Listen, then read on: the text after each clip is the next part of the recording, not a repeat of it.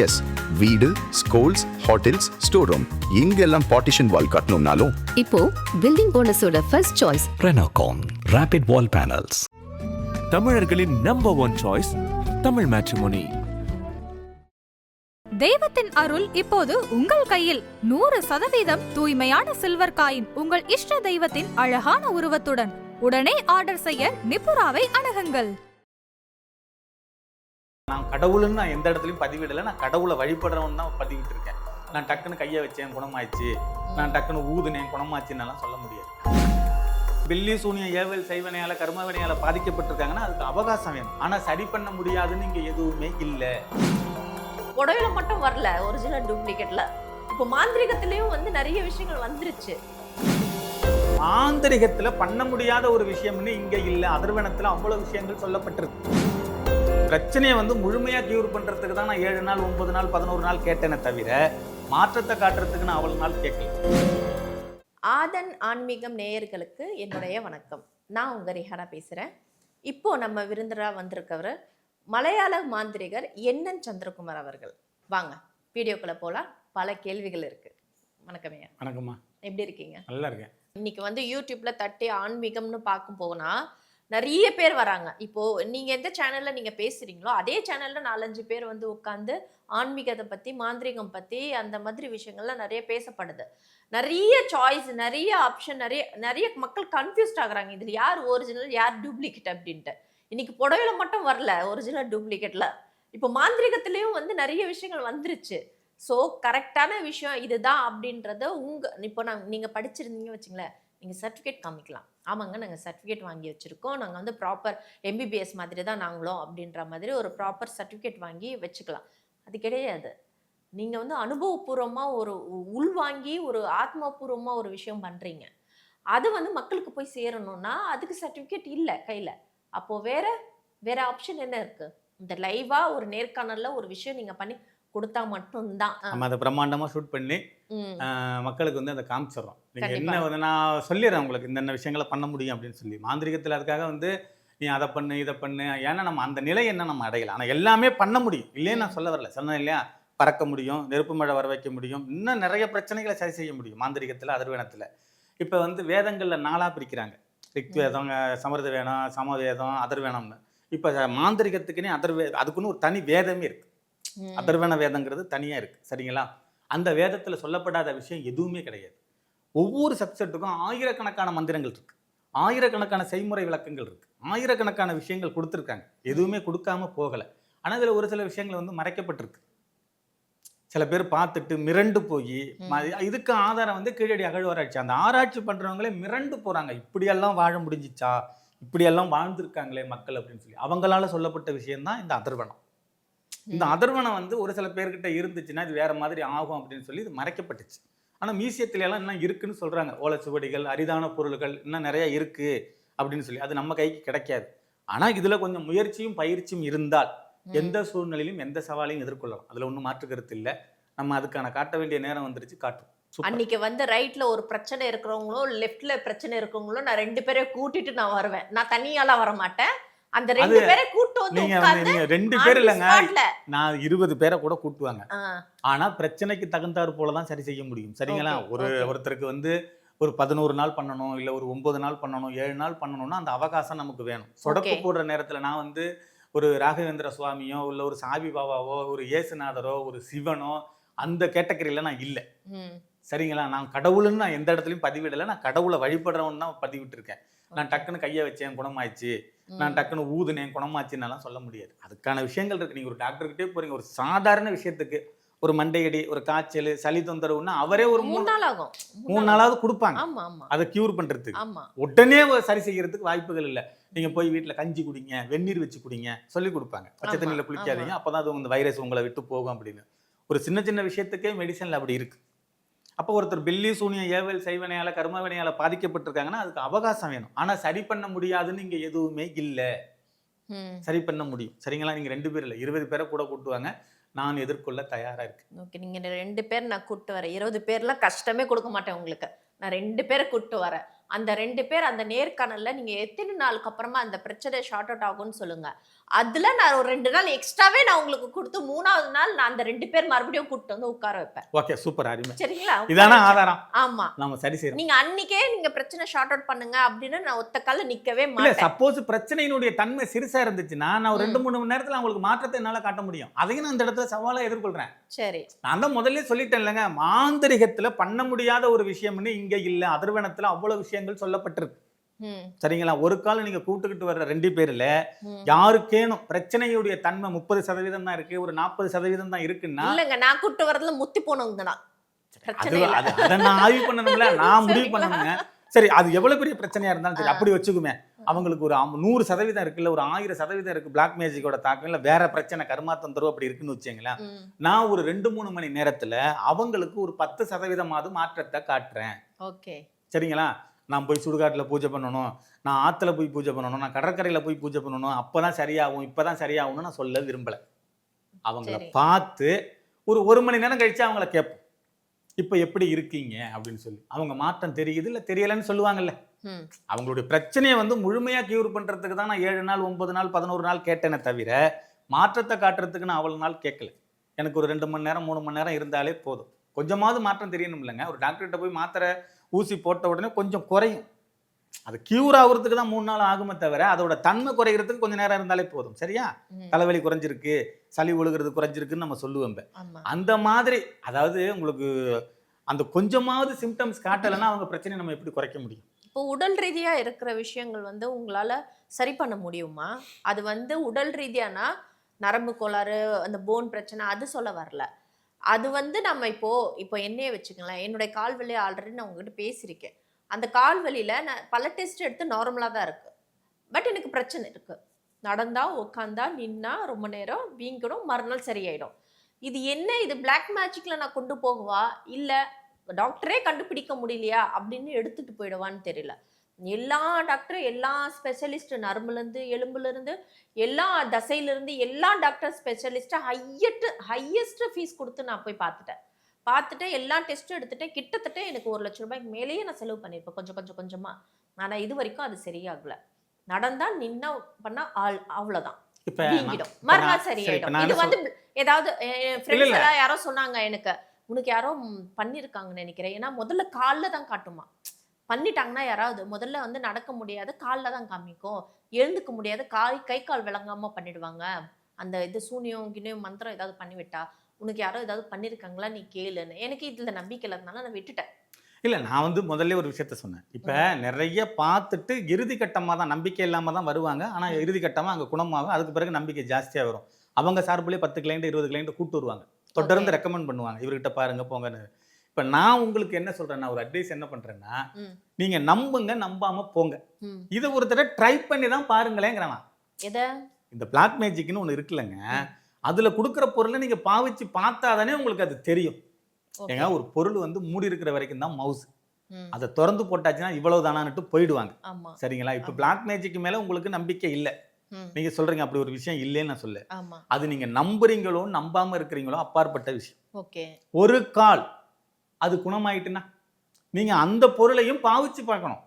நீங்க ஊசி மருந்து மாத்திரையிலே தான் இருக்கிறீங்களே தவிர இப்படி ஒரு விஷயம் இருக்குங்கிறத நீங்க ஏன் நம்ப மாட்டேங்கிறீங்க? ஊசி மருந்து நம்புறேன் இல்ல, பட் அது சரி பண்ண முடியாத ஒரு பிரச்சனை எனக்குள்ள இருக்குன்னு தான் சொல்ல வரேன். நீங்க சொன்னீங்க இல்லையா 26 நான் 2 பேரை கூட்டு வரேன்னு சொன்னேன் இல்லையா, 3வது ஆளா நானே நிக்கிறேன். கால் வீக்கத்துக்கு என்ன பண்றீங்கன்னா நானும் பாக்குறேன். நல்ல கருத்து. நான் என்ன சொல்றேன் கேளுங்க, இந்த வியாதின்னு இல்ல, நல்லா ஒண்ணு தெரிஞ்சுக்கங்க, உங்க கால் வியாதின்னு இல்ல, அந்த விஞ்ஞானத்தால ஊசி மருந்து மாத்திரையால இன்னமும் குணப்படுத்த முடியாத வியாதிகள் நிறைய இருக்கு. சரிங்களா? மனநல டாக்டர்கள் இருக்கிற இடத்துல தான் மனநோயாளிகள் அதிகமா இருக்காங்க. உண்மைதானே? அப்ப நோய் மேல தப்பா, டாக்டர் மேல தப்பா? டாக்டர் மேலேயும் தப்பு கிடையாது, மெடிசன் மேலேயும் தப்பு கிடையாது, எதுவும் கிடையாது. மனநல டாக்டர்கள் இருக்கிற இடத்துல தான் இன்னைக்கு நம்ம மனநல பாதிக்கப்பட்டவங்களை நிறைய பேரை நம்ம பார்க்குறோம். மூட்டை முடிச்சோட சுத்துறாங்க, அங்கே படுத்திருக்காங்க, இங்கே படுத்திருக்காங்க. ஆனால் வைத்தியர் இருக்காங்க, அதுக்கான மெடிசன் இருக்கு, குணப்படுத்த முடியல, கருமா தீர்மானிக்கப்படுது. ஆனால் அதே நேரத்தில் எத்தனையோ பேர் இந்த மாதிரி மாந்திரிகர்கிட்ட கூட்டுட்டு போய், நான் மனநல டாக்டர்கிட்ட கூட்டு போனேன், அங்கே இந்த மாதிரி கவுன்சிலிங் கொடுத்தாங்க, இவ்வளோ ட்ரீட்மெண்ட் பண்ணாங்க, ஆனால் இன்னமும் இப்படி தான் பண்ணிக்கிட்டு இருக்கான், தனியாக போய் ரூமை சாத்திக்கிறான், ஏதோ தெரியுதுன்றான், அங்கே வர்றாங்க இங்கே வர்றாங்கங்கிறாங்க. ஆனால் இவங்க கொடுத்த தாய்த்து வேற வேற மையில் அந்த பையன் கியூர் ஆகும். இப்போ சமீபத்தில் வந்துட்டு போனவங்க. அந்த பையனுடைய அம்மா வந்து ஒரு கெச்சம். பையனோட அம்மா கெச்சம் ஸ்கூல்ல வந்து தலைமை ஆசிரியர். இருக்கீங்க. ஆமா, தலைமை ஆசிரியரா இருக்காங்க. அந்த பையன் ஏதோ ஒரு உயர்ந்த படிப்பு படிச்சுட்டு ஒரு வெளிநாட்டில் ஒரு பெரிய கம்பெனியில் மாதம் ஒரு 6.5 லட்ச ரூபாய் 7 லட்ச ரூபாய் சம்பளமாக அவனுக்கு சாஃப்ட்வேர் இன்ஜினியராக இருக்கான். வெளிநாட்டில் இருக்கான். அங்கே அவனுக்கு பிரச்சனையாகி வீட்டுக்கு ஃபோன் பண்ணோன்னா டிக்கெட் போட்டு வந்துட்டாங்க. வந்ததும் அவங்க முதல்ல கூட்டிட்டு போனது மனநல டாக்டர்கிட்ட தான். ஒரு டாக்டர்கிட்ட இல்லை, 3 டாக்டர்கிட்ட கூப்பிட்டு போயிருக்காங்க. அதில் ஒருத்தர் வந்து ஜென்ஸு, 2 பேர் லேடி. ரொம்ப கை தேர்ந்தவங்க. கவுன்சிலிங் கொடுத்துருக்காங்க, மருந்து மாத்திரை கொடுத்துருக்காங்க. வேணா அவங்க அனுமதி இருந்தால் நான் அடுத்த தடவை கூப்பிட்டு வரேன். அந்த பையன் கியூர் ஆகலை. திரும்ப என்ன பார்க்குறாங்க அவங்க. நான் அந்த பையனை சரி செஞ்சேன். இப்போ திரும்ப அந்த பையன் வெளிநாடு போயிட்டான். ஆனால் அதுக்கு ஆதாரத்துக்கு அவங்க அம்மா இருக்காங்க. ஓகே, சரிங்களா? இப்படி இருக்கு. இதுக்கு நான் எதுக்கு சொல்ல வரேன் அப்படின்னா, ஒரு உயர்ந்த பதவி, பொருளாதாரம், இந்த பையன் நல்ல படிப்பு. ஆனால் அவங்க எடுத்த உடனே பிளாக் மேஜிக்கு வரல. அவங்களுடைய நாலேஜை தான் பயன்படுத்தினாங்க. இது வந்து இந்த மாதிரி பயந்திருப்பான், இல்லை ஏதோ பிரச்சனைகள் இருக்கு, நம்ம மனநல டாக்டரை தான் பார்க்கணும் அப்படின்னு சொல்லி அவங்களும் கவுன்சிலிங் கொடுத்துருக்காங்க, மருந்து மாத்திரை கொடுத்துருக்காங்க, டைம் சொல்லியிருக்காங்க. அப்புறம் யாரோ அவங்க வீட்டில் வேலை பார்க்குறவங்க சொன்னதா சொல்கிறாங்க அந்த அம்மா. அம்மா நீங்கள் இது மாதிரி நம்ம இந்த மாதிரி போய் பாருங்க, அதில் ஏதேனும் பிரச்சனைகள் இருக்க வாய்ப்பு இருக்குன்னு. இந்த பையன் வந்து அந்த வெளிநாட்டில் இருந்தான் இல்லையா, அங்கே ஒரு சூசைடு நடந்திருக்கு. அதோட ஆத்மா தொந்தரவு அவனுக்கு இருந்துச்சு. ஆனால் நான் இப்போ என்ன தான் கற்றுனாலும் எடுபட போகிறல. ஏன்னு கேட்டிங்கன்னா, நீங்கள் தான் ஒரு விஷயத்த ஆணித்தரமாக பதிவிட்டுட்டீங்களே, ஆதாரம் இருந்தால் மட்டும்தான் இங்கே எதையும் ஏற்றுக்கொள்ளப்படும், அப்படி இல்லைன்னா வாய்ப்பேச்சு எடுபடாதுன்னுட்டீங்க. சரிங்களா? அதனால வந்துட்டு நான் இதுக்கு மேற்கொண்டு அடுத்தடுத்த நேர்காணல் எல்லாம் ஆதாரத்தோட தான் எதுவாக இருந்தாலும் பேசணுங்கிற முடிவில் இருக்கேன். இப்போ நம்ம என்னதான் வாய்க்கிலேயே பேசினாலும், என்ன வாக்கியானம் பேசினாலும் எடுபடாது. ஆதாரம் இருந்தால். ரெண்டாவது என்னன்னா, உங்க சைட்ல ஒரு ஆதாரம் நீங்க காமிச்சாலும் அது யார், அவங்க யாருன்றது எங்களுக்கு தெரியாது. நீங்க சொல்லிதான் எச்எம், அவங்க பையனோட அம்மா எச்எம், வெளிநாட்டுல வேலை செய்யறாரு அப்படின்ற சில விஷயங்கள்லாம் உங்க சைட்ல உங்களுக்கு தெரியும். பட் மக்களுக்கும் எனக்கும் தெரியாது அவங்க யாரோ. ஆனா மக்கள் பொறுத்த வரைக்கும் என்ன தெரியும், ஏன் எனக்கு தெரிஞ்சவங்களை கூட்டிட்டு வந்து அவங்களுக்கு நீங்க ஒரு விஷயம் பண்ணீங்கன்னா, ஸோ மக்களாகிய அவங்களுக்கு புரிய வைக்கிறதுக்கான ஒரு ட்ரஸ்ட் பில்ட் பண்றதுக்கான ஒரு விஷயமும் அதுல அடங்கியிருக்கும். எனக்கு தெரிஞ்சவங்க, ஆமா அவங்க வந்தாங்க, பேசினாங்க, நடந்தது நடக்கல அப்படின்ற ஒரு விஷயம் இருக்குல்ல, அதுதான் ஆதாரம். சூப்பர். வந்து நாட்டாம படத்துலதான் வந்து நான் பார்த்தேன் டீச்சரை கெடுத்ததுன்னு, சாட்சி செல்லாதுன்னு, அந்த மாதிரிதான் விஷயம். உங்க சைடுல எந்த சாட்சிகளும் அப்படி வருங்கிறதுனாலதான் அதை சொல்லி முடிச்சுட்டேன். நான் வந்து என்னதான் இந்த இடத்துல நிறைய அடுக்கடுக்கா அடுத்தடுத்த கிளைண்ட் பேர்களை நான் சொல்லி, பிரச்சனையை நான் சொல்லி நான் சரி பண்ணேன்னாலும், ஐயோ அந்த அம்மா கேட்கறதுக்கு இருந்தாலும் பதிலே சொல்ல மாட்டாங்க. இவன் சைட்ல இருந்தா ஏதாவது சொல்லிக்கிட்டு இருக்கானே தவிர, அந்த அம்மா ஆரம்பத்துல இருந்து கேக்குது, நீ பண்ணனேங்கிறீங்களா அதுக்கு ஆதாரத்தை கொடு, நீ பண்ணனேங்கிறீங்களா அதுக்கு ஆதாரத்தை கொடு. இப்போ ஒண்ணும் இல்லை, நான் இடம் வாங்கிட்டேன்னு உங்கள்கிட்ட நான் சொல்றேன், மூலப்பத்திரத்தை காட்டுனா நான் காட்டணும்ல. ஆமா, இடம் வாங்கிட்டேன்னு சொன்னா இடம் வாங்கினது உண்மைங்க, நீங்க அந்த மூலப்பத்திரத்தை காட்டுங்க, இல்ல இடத்துல கூட்டிட்டு போய் என்ன காட்டுங்க, இதுதான் என் இடம் அப்படின்னு நான் சொல்லிக்கிட்டே இருக்க கூடாது. நான் அடுத்தது மூலப்பத்திரத்தோட வந்துடுறேன், ஒன்றும் பிரச்சனை இல்லை. சரியா? நீங்க உங்க சைடுல இருந்து ஆனா அந்த ரெஜிஸ்டர் ஆபீஸ் வந்து அந்த ஆபீசர் எங்களுக்கு தெரிஞ்சவரா இருக்கணும், உங்களுக்கு தெரிஞ்சவரா இருக்க கூடாது. ஏன்னா ரெஜிஸ்டர் ஆபீஸ்லயும் சில கோல்மால்லாம் நடக்குது. அது என்னமோ தெரியல. இப்போ வந்து டபுள் டாக்குமெண்ட்லாம் போட்டு இப்போ இதுல வந்து நல்ல விஷயம் எப்படின்னு கேட்டீங்கன்னா, இப்போ ஏன் சைடுல இருந்து நான் ஆளுங்களை கிளைண்ட்டை கூட்டிட்டு வந்து பிரச்சனை இருக்கு நீங்க சொல்லுங்கன்னு நான் சொல்ல வச்சு நானே சரி பண்ணேன்னா அதுல ஏதோ சந்தேகம் இருக்குன்னு அர்த்தம். ஆமா. ரெண்டாவது இதுல இன்னொரு விஷயம் என்னன்னு கேட்டீங்கன்னா, இந்த என்என் சந்திரகுமாரை வந்து ஓரளவுக்கு தெரியுதோ இல்லையோ, ரிஹானா மேடத்தை பரவலா தெரியும் எல்லாருக்கும். ரெண்டாவது, ரிஹானா மேடம் வந்து எந்த ஒரு பொய்யான விஷயத்துக்கும் சப்போர்ட் பண்ண மாட்டாங்க, அதை வந்து ஒரு ஊக்குவிக்க மாட்டாங்கிறதும் மக்களுக்கு தெரியும். எது ஆதாரம் இருக்கோ, எது உண்மை இருக்கோ அதை பத்தி தான் பேசுவாங்க. அப்ப நீங்க சொல்லும்போது மக்கள் ஏத்துக்குவாங்கல்ல. கண்டிப்பா. அப்ப என் சைடுல இருந்து எதுவுமே கிடையாது. நான் அதை குணப்படுத்துறேன், கியூர் பண்றேன்னு மட்டும் தான் சொல்லியிருக்கேனே தவிர, பிரச்சனையால பாதிக்கப்பட்டவங்களை கூட்டிட்டு வர போறது நீங்க, முதல்ல அவங்கள கேட்டு தெரிஞ்சுக்க போறது நீங்க, திரும்பவும் அவங்கள கேட்டு தெரிஞ்சுக்க போறது நீங்க, பிறகு நீங்களாம் பதிவிட போறீங்க. சரிங்களா? ஆமாங்க நான் அந்த மாதிரி பிரச்சனையில இருந்தாங்க, அவங்க டாக்டர்கிட்ட எல்லாம் போய் பார்த்தாங்க, வேற வேற விஷயத்துக்கெல்லாம் போனாங்க, எங்கேயும் சரியாகல, ஆனா எங்களுக்குள்ள நம்பிக்கை இல்லை, இருந்தும் இவர் சொன்னாரேன்னு நம்ம கூட்டு வந்தோம், ஆனா உண்மையிலே அவங்களுக்கு பிளாக் மேஜிக்கினுடைய பிரச்சனை இருந்திருக்கும், அதனாலதானே குணப்படுத்த முடியுது. நான் டாக்டர் கிடையாதுல நோயை குணப்படுத்துறதுக்கு. அப்ப அவங்களுக்கு பிளாக் மேஜிக் பிரச்சனை இருந்துச்சு, குணப்படுத்தினாரு, இப்ப மாற்றம் தெரியுது அப்படின்னு சொல்றதுக்கான சந்தர்ப்பங்கள் வருது. நான் அந்த சவாலை எதிர்கொள்றேன். ஏன்னா நான் ஒரு சமீபத்துல ஒரு சில விஷயம், சமீபத்துல இதுக்கு முன்னாடி இருந்து நடந்துட்டு இருக்கு, ஒரு கன்சல்டன்ஸ் ரூம் இருக்கும், ஆஃபீஸ்ல இருக்கும், உட்காந்துட்டு சொரியாசிஸ், ஸ்கின் ப்ராப்ளம், அது இதுன்னு சொல்லிட்டு அந்த டாக்டர் உட்காந்து பாரு, நீங்க சொல்லுங்கம்மா, நீங்க சொல்லுங்க, அங்க நீங்க எந்த நிலைமையில வந்தீங்கன்னு சொல்லுங்க, இப்போ கியூர் ஆயிடுச்சா அதையும் சொல்லுங்க அப்படின்ற மாதிரி அந்த டாக்டர் பேசுவாரு. அவங்களும் வந்து ஆமாங்க அப்படி சொல்லி குத்த மாதிரி பக்கத்துல ஒரு புருஷன் கேரக்டர், எங்க சொல்லுங்க நீங்களும் ஆமாங்க, அவங்களும் ஆமாங்க, நாங்க வந்தவங்க, நாங்க பேசினவங்க வச்சோங்கன்ற மாதிரி அந்த ஒரு இது இருக்கும். அது ஒரு கண்டென்ட்டா பண்ணுவாங்க. மக்களுக்கு வந்து நானே பார்த்துருக்கேன் அந்த ப்ரோக்ராம், மக்களும் பார்த்துருப்பாங்க, பார்த்து நிறைய பேர் சிரிச்சிருப்பாங்க. ஸோ அதனால அந்த மாதிரி ஒரு காமெடி நேர்காணல் நம்மளுக்கு இருக்கக்கூடாது. நாம சீரியஸா ஒரு சில விஷயங்கள் சீரியஸாவே கொண்டு போகணும். இது நிறைய பேருக்கு யாரும் பிரச்சனை இல்லாமலாம் கிடையாது, நோய் இல்லாம யாரும் கிடையாது. ஸோ நிறைய விஷயங்கள் நிறைய பேருக்கு ஒரு பாரத்தை சுமந்துக்கிட்டு தான் போறாங்க. அந்த பாரம் எங்கே இறக்கலாம் அப்படின்னு, அந்த பாரத்தை வந்து டாக்டர்கிட்ட இறக்கணும்னா போய் நல்ல ஒரு டாக்டரை பார்த்துட்டு நோய் நொடி இருந்துச்சுன்னா இறக்கிட்டு வருவாங்க. இல்லை டாக்டரால முடியல அப்படின்னா அடுத்த கட்ட ஒரு விஷயம் இருக்கிறது மாந்திரீகம். இந்த மாதிரி ஆன்மீகம் தெரிஞ்சவங்க, மாந்திரிகம் தெரிஞ்சவங்ககிட்ட போய் காண்டாக்ட் பண்ணணும். ஸோ அப்படிப்பட்ட ஆள் யாரு அப்படின்னு சர்ச் பண்ணும்போது கண்ணா பின்னா 1000 மடங்கு வருது காண்டாக்ட். ஸோ அந்த காண்டாக்ட்ல நீங்க ஒருத்தர் இருக்கிறதுக்கு நான் விரும்பல. பிகாஸ் உங்ககிட்ட ஏதோ ஒரு விஷயம் இருக்குன்னு ஏதோ ஒரு இடத்துல நான் ஜர்க்கா இருப்பேன், சரிங்களா? ஆனா அது நான் ஜர்க்கு தான் இருக்கேன் தவிர ஆதாரபூர்வமா நிரூபிக்கப்படாத ஒரு விஷயம். அதை நீங்க பண்ணிட்டீங்கன்னா வச்சுக்கீங்களேன், 1000 பேர்ல இல்ல, அந்த தி பெஸ்ட்னு டாப் 10ல இருக்கிற இடத்துல நீங்க வரணும். அதுக்கான விஷயங்கள் உங்களுக்குள்ள இருக்கிற உண்மையான சக்தி, உண்மையான விஷயங்கள் இருந்தா மட்டுமே அந்த டாப் 10க்குள்ள வரணும்ன்றது முயற்சி தான் என்னுடைய முயற்சியா இருக்கு. தவிர இதுல உங்களை வந்து கிண்டலும் கேலியும் சிரிப்பும் பண்றதுக்கு எந்த இடத்துலயும் எனக்கு அந்த தகுதி கிடையாது. ஏன்னா நான் ஒரு சாதாரண பெண், மக்களுக்கு ஏதாவது ஒரு விஷயம்னா குரல் கொடுக்குற ஒரு தைரியமான பெண், அவ்வளவுதான். இதுக்கு மீறி இருந்தா ப்ரொஃபஷனல் நடிகை. இதுதான் நான். இதுக்கு நடுவுல நீங்க கஷ்டப்பட்டு சில விஷயங்கள் கத்துக்கிட்டு அதுக்கான ஏன்னா நம்ம ஒரு நாள் மனுஷங்களாய நாமளே காலைல எழுந்து இந்த விளக்கேத்துறது, பிரம்ம முகத்துல எழுந்து சாமி கும்பிடுறதுல வந்து கண்டினியூஸா நம்ம பண்ண மாட்டோம். ஆனா நீங்க அப்படி கிடையாது. எல்லா விஷயத்தையும் வந்து அர்ப்பணிச்சு உங்க லைஃபே அதுல வாழ்க்கையே அர்ப்பணிச்சு கொடுத்துதான் நீங்க அந்த சக்தியை நீங்க கொண்டு வந்திருக்கீங்க. அதை நம்ம கீழ்த்தனமோ எகத்தலமோ பேசுறதுக்கான விஷயங்கள் பண்ணோம்னா அது பாவ செயல். அதுதான் நான் பார்க்கறது. நீங்க உங்க விஷயத்த நீங்க ஸ்ட்ராங்கா ரெஜிஸ்டர் பண்ணுங்க. அந்த விஷயம் உண்மையா இருந்தாலும் மக்கள்கிட்ட கொண்டு போகக்கூடிய போற இடத்துல நாங்க இருக்கோம், அது போய் கொண்டு சேர்க்கிற இடத்துல நாங்க இருக்கோன்றது தான் என்னுடைய அருமை அருமை அருமை. இப்போ என்னன்னா, ஒரு கல்யாணம் ஆகி 5-6 வருஷம் இருக்காங்க, ரெண்டுமே நல்லா படித்தவங்க, நல்ல உத்தியோகத்தில் இருக்காங்க, நல்ல வசதி வாய்ப்பில் இருக்காங்க. 2 பேருக்குள்ள கருத்து வேறுபாடு ஏற்படுது, டைவர்ஸுக்கு அப்ளை பண்ணுறாங்க. அவள் கோர்ட்டுக்கு போயிடுச்சு. ஜட்ஜ் அம்மா என்ன சொல்கிறாங்கன்னா, கவுன்சிலிங் போடுங்கிறாங்க, 2வது கவுன்சிலிங் போடுங்கிறாங்க, 3வது கவுன்சிலிங் போடுங்கன்னு சொல்கிறாங்க. எந்த கவுன்சிலிங்குமே அவங்களுக்கு உடன்பாடு இல்லை. ஆனால் பெற்றவங்க என்ன பண்ணுறாங்க அப்படின்னா, கடைசியாக ஒரு தடவை மாந்திரிகரை முயற்சி பண்ணும்போது ஒரு சாதாரண வசிய உருண்டை 2 பேரையும் சேர்த்துருது. ஒரு கவுன்சிலிங்கில் ஏற்படாதது, ஒரு கோர்ட்டு மூலியமாக தீர்க்கப்படாதது சில விஷயங்கள். இவங்க வசிய உருண்டை உண்மை, அதில் எந்த விதமான மாற்று கருத்தும் இல்லை. ஏன்னா அதில் தயார் செய்யப்படுகிற பொருள் அப்படி, உள்ளே கொடுக்கக்கூடிய பொருள் அப்படி. அப்போ 2 பேரும் சேர்ந்து வாழ்கிறதுக்கான நிறைய வாய்ப்புகள் இங்கே இருக்குது. அந்த மாதிரி எத்தனையோ சம்பவங்கள் நடந்திருக்கு. ஆனால் அதையெல்லாம் கொண்டாந்து நம்ம கூப்பிட்டுட்டு வந்து பேசுங்க சொல்லுங்கன்னு நம்ம சொல்ல வைக்க முடியாது. அந்த டாக்டருக்கு அதை மாதிரி ஆகிடும், சொல்லி கொடுத்தது மாதிரி. இங்கே சம்மந்தமே இல்லாமல் நம்ம எப்படி யதார்த்தமாக வந்து இங்கே உட்காந்து நம்ம பேட்டி கொடுக்குறோமோ அந்த மாதிரி யதார்த்தமாக வரணும். இங்கே தற்செயலாக அவங்கள நம்ம முன்ன பின்ன பார்த்துருக்க கூடாது. அப்பேற்பட்ட ஒரு நபரை நம்ம அங்கே பார்க்கணும், அவங்களுடைய பிரச்சனையை நம்ம சொல்லணும், அதை சரி செய்யணும்.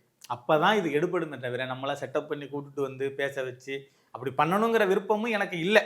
ஏன்னா இப்போ என்ன தெரிஞ்சவங்களுக்கு தெரியும். நீங்க எப்படி இந்த அளவுக்கு பேசுறீங்களோ அந்த அளவுக்கு தான். இவர் பெரும்பாலும் பார்த்தீங்கன்னா பொதுவான கருத்துக்கள் இருக்கும் இவர்கிட்ட. இந்த மாந்திரிகத்தை அதிகமாக புகுத்த மாட்டேன். அது மாதிரி வேற சேனல்களில் பார்த்தீங்கன்னா தாந்திரிகம் நிறைய சொல்லியிருப்பேன். தாந்திரிக முறைகளை வந்து நிறைய சொல்லியிருப்பேன். வியாபார நோக்கத்தோட எதையும் நான் பதிவிட்டு இருக்க மாட்டேன். இதை பண்ணுங்க உங்க பிரச்சனை தீரும், இதை பண்ணுங்க அப்படின்னு. அதுக்கு பிறகு ஃபோன் பண்ணி சொன்னவங்க உண்டு, கீழே கமாண்டில் எழுதினவங்க உண்டு, இவருடைய விஷயங்கள் நான் பண்ணியிருக்கேன் நல்லா இருக்கு, அதுக்கு பிறகு மாற்றங்கள் இருக்கு அப்படின்னு சொல்லி. அப்போ இங்கே தாந்திரிகம் உண்மை, மாந்திரிகம் உண்மை. என்ன ஒன்று, நீங்க சொல்ற மாதிரி 100கணக்கான மாந்திரிகள் இருந்தாலும் சந்திரகுமார் தன்னிச்சா தெரியணும், அவர்கிட்ட ஏதோ ஒரு விஷயம் இருக்கு, அதை காமிக்கணும் அப்படிங்கிற மாதிரி காமிக்கிறீங்க. அதை நம்ம செஞ்சு காமிக்கலாம். இவ்வளவு நேரமா நான் என்னுடைய கேள்வி எனக்கு தோன்ற கேள்வி எல்லாம் கேள்வி உங்களுக்கு தோன்ற கேள்வி இல்லை, கிடுக்கு பிடுகையான கேள்வி, திணற கேள்விகளுக்கு ரொம்ப 2வது என்ன வந்து அடுத்தது இழுத்து விட்டு சரி என்ன பண்ண. இப்ப மக்கள் ஆவலோட எதிர்பார்த்துக்கிட்டு இருப்பாங்கல்ல, அடுத்த எபிசோடு என்ன நடக்க போகுதுங்கிற மாதிரி. கண்டிப்பா எங்க டீம்ல டைரக்டர் வந்து சொன்ன கேள்வி ஒரு கேள்வி கூட இன்செர்ட் பண்ணலனா, ஏன்னா எனக்குள்ள நிறைய கேள்விகள் நானே வராதவங்க இல்லை. அது என் மேல உங்களுக்கு என்ன பங்கமோ, என்ன ஒரு பழி சமயம், இல்ல போன ஜென்மத்தினுடைய எந்த பக்கமா போனாலும் என்கிட்ட தான் நீங்க வந்து நிக்கிறீங்க பாத்தீங்களா. அந்த கேள்விகள் சில இன்னைக்கு இல்ல இல்ல என்னைக்கு எனக்கு எப்பயுமே உங்க கூட நேர்காணல் பண்ணும்போது விவாதங்கள் அனல் பறக்க இருந்தாலும் அந்த இந்த இன்டர்வியூ வந்து எனக்கு ரொம்ப பிடிக்கும். ஏன்னு கேட்டீங்கன்னா எனக்குள்ள இருக்கிற விஷயங்கள் வெளியில வரும். எனக்கு தெரியுதோ தெரியலையோ நீங்க கேட்குற கேள்விக்கு நான் அந்த பயந்துக்கிட்டாலும் எனக்கு பதில் சொல்ல மாட்டேன். அது என்ன வந்தாலும் சரி அதை ஓப்பனாக சொல்லிடுறேன். அதை வெளியில போய் நான் யோசிப்பேன் எப்படி நம்ம பேசணும் அப்படின்னு. அப்போ பரவாயில்ல நமக்குள்ள ஏதோ விஷயங்கள் எல்லாத்தையும் நம்ம முடிஞ்ச அளவு சொல்லிட்டோம் அப்படிங்கிற மாதிரி தான் இருக்கும். எந்த நோக்கமும் இல்லாமல் தான் நாங்கள் பதிவு விடுறோம். இதுதான் நல்லதும் கூட. அதனால இந்த நேர்காணல் வந்து எனக்கு ரொம்ப நல்லா இருந்துச்சு. ஏன்னா ஒரு கேள்வி நம்ம கேட்டா அதை ப்ரிப்பேர் பண்ணிட்டு நீங்க ஆன்சர் வருவீங்க. அந்த கேள்வியை நான் அவாய்ட் பண்ணிட்டேன்னா அந்த ஆன்சரே உங்ககிட்ட வராது. எப்பயுமே நான் இங்க ஆன்சரோட வர்றதே கிடையாது. அதுதான் என்னுடைய ட்ரிக். நான் வந்து யாரையுமே வந்து என்னுடைய சொந்த கேள்வியா தான் கேட்பேன். இதுக்கு முன்னாடி நீங்க என்னெல்லாம் பேசுனீங்களோ அதை வச்சு நானே ஒரு ப்ரிப்பேர் பண்ணிப்பேன் கேள்வியை தவிர. மற்றபடி கொடுத்த கேள்வி கிடையாது, இது கண்டென்ட் கிடையாதுன்னு உங்களுக்கு தெரியும், எனக்கும் தெரியும், இந்த டீம்ல வந்த டைரக்டருக்கும் தெரியும். எனிவே கேட்ட கேள்வி அத்தனைக்கும் நீங்க வந்து பொறுமையா பதில் சொன்னீங்க. சில விஷயங்கள் ஆதாரங்கள் நீங்க எனக்கு கொடுக்கறதா சொல்லியிருக்கீங்க. நான் என் சைடுல ஒரு 2 பேரை பிரச்சனைகளை ரொம்ப உள்வாங்கிய பிரச்சனைகள் இருக்கும். ஸோ அவங்களும் இழுத்துட்டு வரேன். என்னுடைய பிரச்சனையும் நான் கொண்டு வரேன். பார்க்கலாம். அன்னைக்கு உங்களுடைய எங்களுக்கு கொடுக்க வேண்டிய தீர்வை ஆதாரபூர்வமா மக்களுக்கு நான் கொண்டு போய் சேர்ப்பேன். நன்றி, வணக்கம். நன்றி, வாழ்க வளமுடன்.